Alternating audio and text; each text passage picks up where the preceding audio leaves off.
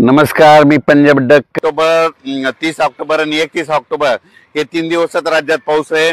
पण आज जास्त म्हणजे सांगायचं झालं तर आज काय होणार आहे, नांदेड जिल्हा, यवतमाळ जिल्हा, परभणी जिल्हा, लातूर जिल्हा ह्या पट्ट्यामध्ये काय होणार आहे. त्याच्यानंतर विदर्भाकडे जरा जास्त पाऊस पडणार आहे म्हणून हा अंदाज सर्व शेतकऱ्यांनी लक्षात घ्यायचा.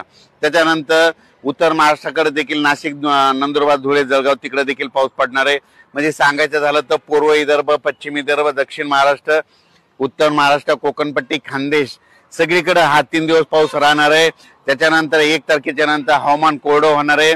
2 ला आणखीन कोरडं होणार आहे. 1, 2, 3 च्या दरम्यान राज्यात धुके, धुळी, धुराळी येणार आहे म्हणून हा अंदाज सर्व शेतकऱ्यांनी लक्षात घ्यायचा. 3 तारखेच्या नंतर राज्यामध्ये थंडीला सुरुवात होणार आहे. 4 ला थंडी आणखीन वाढत जाणार आहे. 5 ला आणखीन जास्त वाढणार आहे. 6 ला राज्यातले सर्व शेतकरी अशी थंडी जाणवलेले सगळ्या राज्यात दिसत.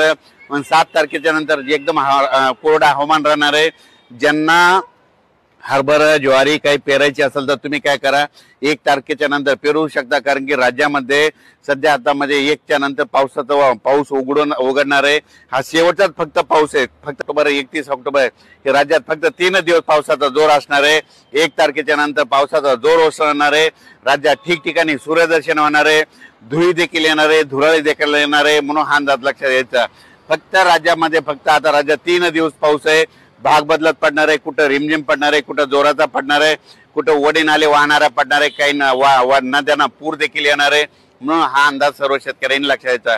जास्त प्रमाण मात्र आज मात्र नांदेड जिल्हा, यवतमाळ जिल्हा, वाशिम जिल्हा, हिंगोली जिल्हा, वर्धा, नागपूर, भंडारा, गोंदिया, चंद्रपूर या परिसरामध्ये जास्त पाऊस पडणार आहे. आता सर्व शेतकऱ्यांसाठी आनंदाची बातमी, राज्यात नोव्हेंबरच्या पहिल्या आठवड्यात थंडीला सुरुवात होणार आहे आणि पाऊस निघून जाणार आहे. वरून राजा निघून जाणार आहे. पाऊस विड्रॉल होणार आहे. पाऊस निघून जाणार आहे म्हणून सर्वप्रथम आनंदाची बातमी. आणि राज्यातल्या सर्व शेतकऱ्याला सांगू इच्छितो की राज्यामध्ये म्हणजे 1 तारखेपासून 1 नोव्हेंबर पासून राज्यात धुई, काही जण धुई मानतात, काही जण धुके मानतात, विदर्भात धुराळे मानतात. धुई, धुके, धुराळे येणार आहे म्हणून हा अंदाज सर्व शेतकऱ्यांनी लक्षात घ्यायचा. म्हणजे राज्यात फक्त आता 3 आणि 30 च्या दरम्यान राज्यात दररोज वेगवेगळ्या भागात पाऊस पडणार आहे म्हणून हा अंदाज सर्व शेतकऱ्यांनी लक्षात द्यायचा. मग तोच अंदाज हे पाऊस सांगायचं झालं तर म्हणजे पूर्व विदर्भाकडे जास्त पडणार आहे. कारण की ती चक्रीवादळ ते पूर्व विदर्भाकडून जात असल्यामुळं पूर्व विदर्भाकडे जास्त पाऊस राहणार आहे म्हणून हा अंदाज लक्षात द्यायचा. उत्तर महाराष्ट्राकडे तिकडे एक चक्रीवादळ अरबी समुद्रात असल्यामुळं उत्तर महाराष्ट्रामध्ये नंदुरबार जिल्हा, धुळे जिल्हा, नाशिक जिल्हा, इगतपुरी, मुंबई, कोकणपट्टीमध्ये त्याच्यामुळे तिकडल्या उत्तर महाराष्ट्राकडे जास्त पाऊस पडणार आहे.